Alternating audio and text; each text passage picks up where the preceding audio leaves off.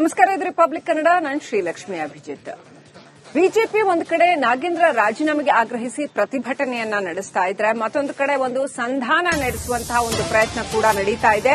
ದೋಸ್ತಿ ಜೊತೆ ಕಾಂಗ್ರೆಸ್ ನಾಯಕರು ಸಂಧಾನ ಸಭೆ ನಡೆಸುವಂತಹ ಪ್ರಯತ್ನ ಮಾಡ್ತಿದ್ದಾರೆ. ಯಾಕಂತಂದ್ರೆ 5-6 ದಿನಗಳಾಯಿತು ಅಧಿವೇಶನ ನಡೀಬೇಕು, ರಾಜ್ಯದ ಹಲವು ಸಮಸ್ಯೆಗಳು ಚರ್ಚೆಗೆ ಬರಬೇಕು, ಅದ್ಯಾವುದೂ ಕೂಡ ಸಾಧ್ಯ ಆಗ್ತಾ ಇಲ್ಲ, ಬರೀ ಪ್ರತಿಭಟನೆಯಷ್ಟೇ ಆಗಿದೆ. ಹಾಗಾಗಿ ವಿಧಾನಸಭೆಯ ಅಧಿವೇಶನದ ಮೊದಲ ಸಂಧಾನದ ಮೀಟಿಂಗ್ ನಡೀತಾ ಇದೆ. ಸ್ಪೀಕರ್ ಜಿಎಸ್ ಪಾಟೀಲ್ ಅವರ ನೇತೃತ್ವದಲ್ಲಿ ಮನವೊಲಿಕೆ ಕೆಲಸ ನಡೀತಾ ಇದೆ. ಕಪ್ಪು ಟಿ ಶರ್ಟ್ ಧರಿಸಿಯೇ ಸಂಧಾನ ಸಭೆಯಲ್ಲಿ ಬಿಜೆಪಿ ನಾಯಕರು ಭಾಗಿಯಾಗಿದ್ದಾರೆ. ಸಭೆಯಲ್ಲಿ ಸಿಎಂ ಡಿಕೆಶಿ, ವಿಪಕ್ಷ ನಾಯಕ ಆರ್ ಅಶೋಕ್, ಮಾಜಿ ಸಚಿವ ಸುನಿಲ್ ಕುಮಾರ್, ಸಿಸಿ ಪಾಟೀಲ್ ಇವರುಗಳು ಭಾಗಿಯಾಗಿದ್ದಾರೆ. ಸರ್ಕಾರದ ಪರವಾಗಿ ಸಚಿವ ಯುಟಿ ಖಾದರ್ ಹಾಜರಾಗಿದ್ದಾರೆ.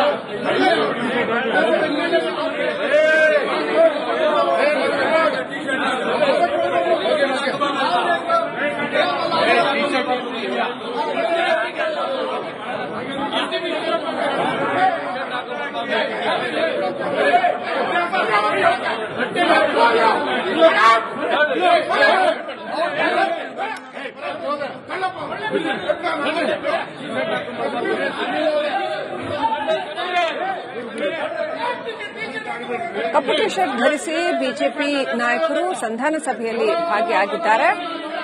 ಒಂದು ಕಡೆ ಇವತ್ತು ಕಾಂಗ್ರೆಸ್ ಕೂಡ ಪ್ರತಿಭಟನೆಯನ್ನ ಮಾಡಿದೆ. ಬಿಜೆಪಿ ಸದನ ನಡೆಯೋದಕ್ಕೆ ಬಿಡ್ತಾ ಇಲ್ಲ, ಬರೀ ಪ್ರತಿಭಟನೆ ಮಾಡ್ತಾ ಇದೆ ಅಂತ ಆರೋಪಿಸಿ ಕಾಂಗ್ರೆಸ್ ಸದಸ್ಯರು ಕೂಡ ಇವತ್ತು ಪ್ರತಿಭಟನೆ ನಡೆಸಿರ್ತಕ್ಕಂಥದ್ದು. ಮತ್ತೊಂದು ಕಡೆ ಖಾದರ್ ಅವರ ನೇತೃತ್ವದಲ್ಲಿ ಒಂದು ಸಂಧಾನ ಸಭೆ, ಜೊತೆಗೆ ಸ್ಪೀಕರ್ ಕೂಡ ಇದ್ದಾರೆ, ಜಿಎಸ್ ಪಾಟೀಲ್ ಅವರು ಕೂಡ ಇದ್ದಾರೆ. ಒಂದು ಸಂಧಾನ ಸಭೆ ಕೂಡ ನಡೀತಾ ಇದೆ. ಮಾಜಿ ಸಚಿವ ಸುನಿಲ್ ಕುಮಾರ್, ಸಿಸಿ ಪಾಟೀಲ್, ಆರ್ ಅಶೋಕ್ ಹಾಗೆಯೇ ಇನ್ನಿತರೆ ಬಿಜೆಪಿ ನಾಯಕರುಗಳು ಕೂಡ ಭಾಗಿಯಾಗಿದ್ದಾರೆ. ಸ್ಪೀಕರ್ ಜಿಎಸ್ ಪಾಟೀಲ್ ನೇತೃತ್ವದಲ್ಲಿ ಮನವೊಲಿಕೆ ಕೆಲಸ ನಡೀತಾ ಇದೆ.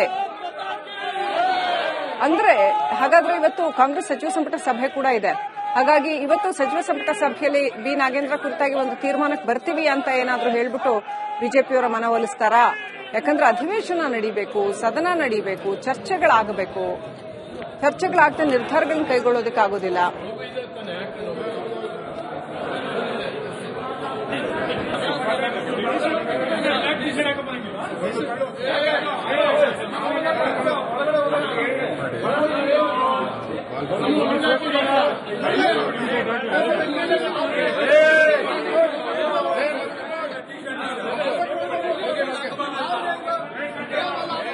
ಆ ಸೀರಿಯಲ್ ನಂಬರ್ಗಳು ಎಷ್ಟವಲ್ಲ, 1, 2, 3, 4, 5 ಎಲ್ಲದರಲ್ಲೂ ಒಂದೊಂದು ಚಾರ್ಜ್ ಶೀಟಲ್ಲೂ ಒಂದೊಂದು ಏನೋ ಸ್ಟೇಜ್ ಇವ್ರದ್ದು.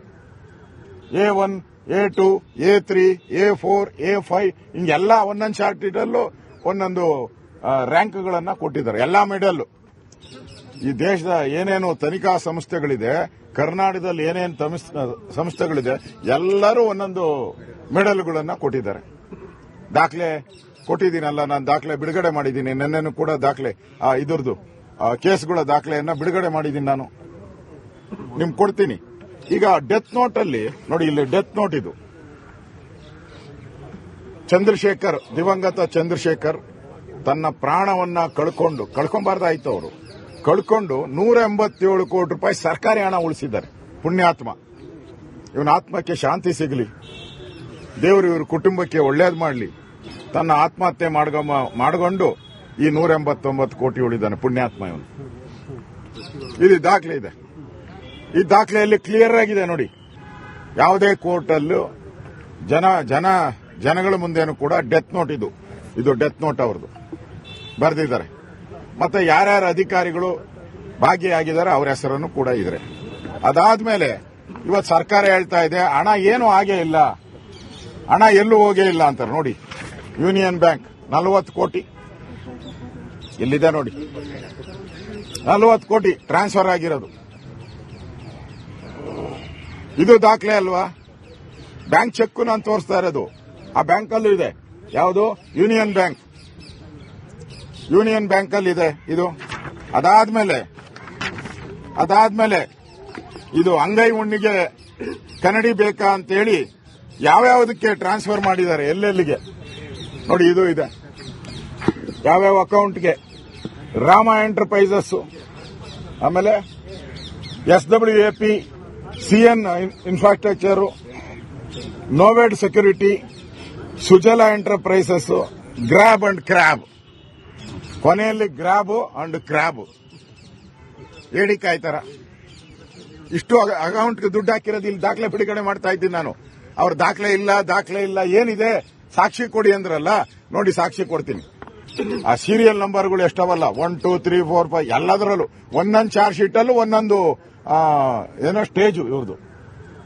A1, A2, A3, A4, A5 ಹಿಂಗೆಲ್ಲ ಒಂದೊಂದು ಚಾರ್ಜ್ ಶೀಟ್ ಅಲ್ಲೂ ಒಂದೊಂದು ರ್ಯಾಂಕ್ಗಳನ್ನ ಕೊಟ್ಟಿದ್ದಾರೆ. ಎಲ್ಲಾ ಮೆಡಲ್. ಈ ದೇಶದ ಏನೇನು ತನಿಖಾ ಸಂಸ್ಥೆಗಳಿದೆ, ಕರ್ನಾಟಕದಲ್ಲಿ ಏನೇನು